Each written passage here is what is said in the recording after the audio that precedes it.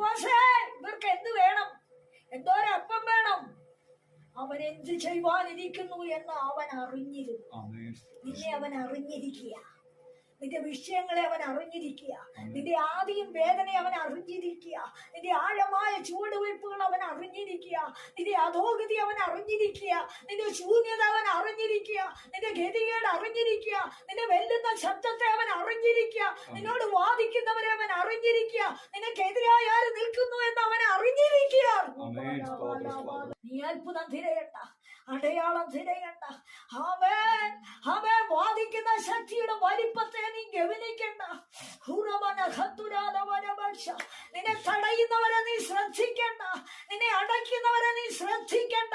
അവരുടെ ഗർവത്തെ, അവരുടെ ഭാവത്തെ, അവരുടെ അഹങ്കാരത്തെ, അവരുടെ നിഗള ഹൃദയത്തെ, ആമേ, അവരുടെ വാഗ്വാദത്തെ നീ ഗവനിക്കേണ്ടത്.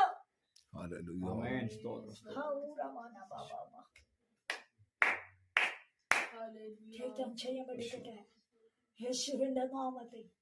ഇന്ന് പകലിൽ പരിശുദ്ധാത്മാവിൽ ഒരാലോചന കേട്ടുകൊള്ളുക. നീ ശ്രദ്ധയോടെ അവനെ അന്വേഷിക്കുമെങ്കിൽ, ആമേൻ, അവനോട് നീ അടുത്തു വരുമെങ്കിൽ, അവനെ നീ മാനിക്കുമെങ്കിൽ, ഒരു അത്ഭുതത്തിന്റെ ഉറവ് നിനക്കായി പ്രത്യേകം അവൻ തുറക്കുകയാണ്. ചെയ്യമെടുക്കട്ടെ.